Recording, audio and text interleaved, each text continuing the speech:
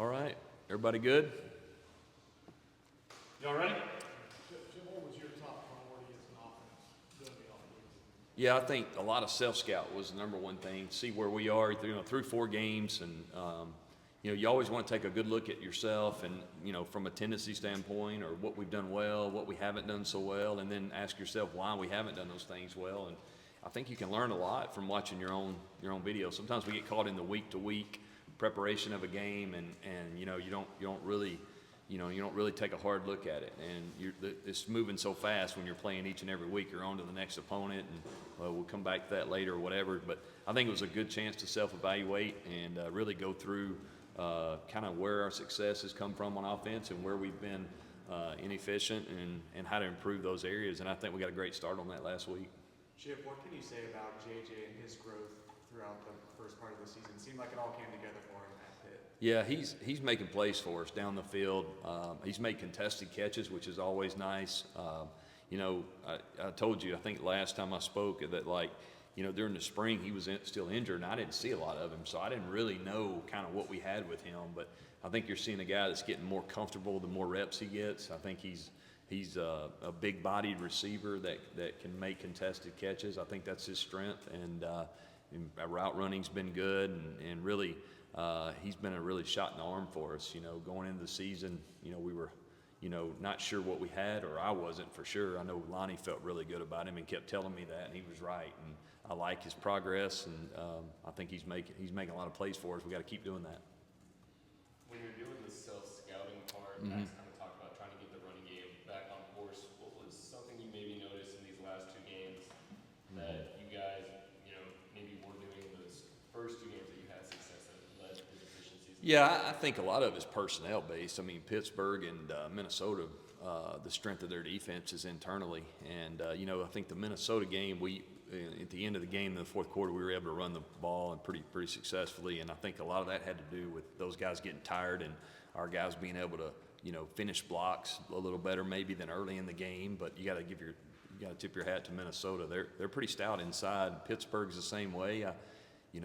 Coach Narduzzi, he's kind of a defensive guy that I've admired from afar. He does a great job of getting extra hats into the box, as well as Minnesota does too. So they force you to really throw the ball in the perimeter, and I think that's really what it said. These defensive coordinators around the country, my experience is they try to take things away from you and make you play left-handed, so to speak, right? With one, trying to take one thing away and make you one-dimensional. And the key is to not be able to not let people do that to you. And I think early on we struggled blocking those guys up front, but I thought we made some strides. The end of the Minnesota game and the Pittsburgh game, I think they left the receivers out there one-on-one, and we were able to make some plays. And so I think that's why Drake had a big night that night, as well as Minnesota. In your experiences, without having exhibition games or preseason games, how long is it, in your first year somewhere, how long does it take you to feel real comfortable with the personnel you have and how they can respond to some of the things you like to do? And are you at that point now with this offense? Yeah, I think so. I think as you play and get game reps, that's where you get you see what your guys are capable of doing against different people. When you play against your defense, in practice and fall camp in the spring, then at times you get into what can we do to move the football against our defense, because you see those guys every day, they see us every day, and I think game experience is critical. And I think get through 4 games, I think I have a better feel of maybe what we're capable of doing, what we're not capable of doing. I think football comes down to one-on-one matchups, winning them, whether they're in the trenches up front or out on the perimeter or wherever. And some weeks you're going to be going against some matchups maybe that aren't good for you, and you got to be able to adjust and do some things different. At the same time, the balancing act is not trying to do too much. You can't. There's a lot of really good plays out there that you see each and every weekend, but you can't run all those plays because you don't have time to practice them against all the different looks. So I think that's the balancing act we all do every week, is trying to figure out, okay, what are we capable of doing? What's our strength? How can we get to doing the things that we're good at doing, but at the same time giving it a different look? And I think that's the challenge each and every week. Follow up to that, Drake spoke a lot about one of his points of emphasis in the offseason was footwork. Mm-hmm. How much of it was also game management, and how do you think he's doing in the game management aspect? Because that's Yeah. the other thing the next level's watching. Sure, no doubt. I think the footwork piece is improved, I think, tremendously. I think he does a better job. one of the things that makes him unique is being able to make plays on the move and in space and, in and out of the pocket. I think that's critical for his success. But, I think game management, understanding the situation. Okay, we're in a 1-minute situation, which I think that came up maybe App State where we went down and I think we missed the field goal, but that was a great job by him. He understood the time. He understood, when to take that shot down the field and when to throw it away or whatever the case may be. I think in the red zone, hey, we're in field goal range, it's touchdowns and checkdowns, that old saying. I think that's good. Or, hey, we're in 4-minute offense toward the end of the game. We want to milk the clock and run the football as well as we can. And so I think he's improved. I think, you got to remember he's played one game, and I guess one season in 4 games now. So, he's still somewhat of a young player, but really like the progress he's making. I think, you hit the nail on the head. He's improved a lot in those situations. Yep.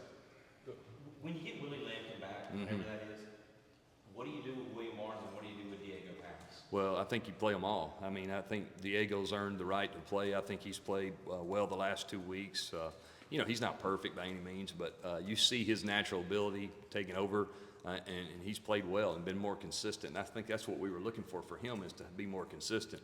I think Will Barnes is a guy that's got a lot of reps. He's got experience, and there's nothing better than experience. And so I think that combination and if we get Willie back and can get, as well as Adorno, who was banged up and is trying to get back as well and played some, that just gives us more depth. You're always looking as a coach, I think, for 8 guys that you think can play. 3 guards, 3 centers, or 2 centers and 3 tackles. And when we get those guys back, I think that puts us in a lot better situation, because the season's long, it's a grind. Those guys are in a fight every play up there, so it gets physical. They're going to get banged up some, and getting Willie back will be huge for us.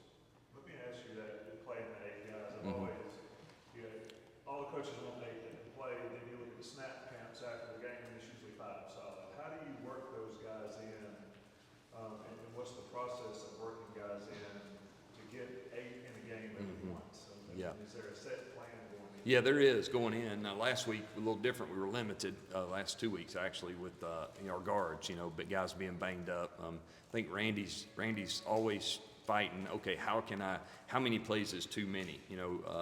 Between Ed, between Willie, between Will, between those guys at guard, where do they kind of plateau, right? Where do they kind of peak? And I think he's trying to figure that out each and every week, and a lot of that's based on who's available, who's healthy. But in a perfect world, you'd love for now, don't get me wrong, you're going to have 5 guys you think these are our best 5 guys we got to get on the field and we got to play with. But the more we can play, I know Coach has been pushing us tremendously on both sides of the ball to create more depth, because that makes everything better and keeps us fresh.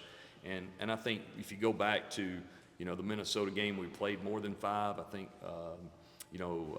Not Minnesota, but App State, we played more than 5. Minnesota, we started getting a little banged up, so probably didn't. But that's the goal, is to find those 8 guys and find that rotation, that sweet spot, so to speak, in the rotation, so we can stay fresh. Is it a total snap count thing, or is it like this guy can play 10 straight and he's probably going to step back? Yeah, I don't think it's 10 straight. You try to do it by drives, probably. In a perfect world, I don't know what that number looks like. Like Corey Gaynor is a veteran guy, experience. You want him in there as much as he can be in there, but you have to have a plan in case something happened to him. I just think, depending on how many snaps you get, we've been over 80 snaps, I guess, twice maybe, and that's a lot of snaps for an O-lineman to play. But at the same time, it all goes back to who's available, and I think it's a feel thing for Randy, who he's comfortable with, what the matchup looks like inside. Is a 3 technique a guy we can handle or not, or do we need to keep fresh bodies on him and so forth and play with tempo or whatever the plan is for that week. Chip, I know Syracuse generates a lot after plays. Oh, yeah. How do you combat a defense that can be that disruptive? What are some of the best ways to do that? Yeah, Rocky Long's a veteran guy. He's one of the best in the business. He's always done that. He's created a lot of, TFLs, negative plays. They give you a lot of different looks. They're very creative on what they do and how they want to muddy the water for you and runs and pass pro. I think the key for us is, we got to make sure we can execute what we're trying to do no matter what the look is.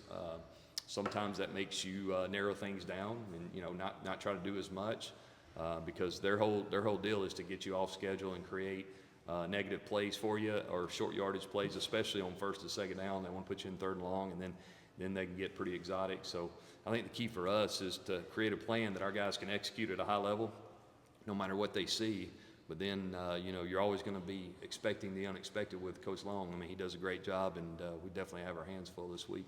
Chip, Matt was talking about during the bye week, kind of constructing a pre-spring depth chart of sorts, kind of evaluating, who may stay, who may leave. Kind of what does that process look like, putting all that together, knowing that, okay, this guy might return, this guy might, this, that, Yeah. that, this, that. Yeah, it's a different world in college football these days, but Coach Brown handles that stuff very well. So, that's really probably more for him than us. We're trying to really self-evaluate ourselves during the bye week as well as get ready for a good Syracuse team. So, we have an idea who we think might, but things can change. We got 8 games left, 2 months left in the regular season. So, I think that's something that, it's good to take a peek at that when you have a chance to catch your breath in a bye week.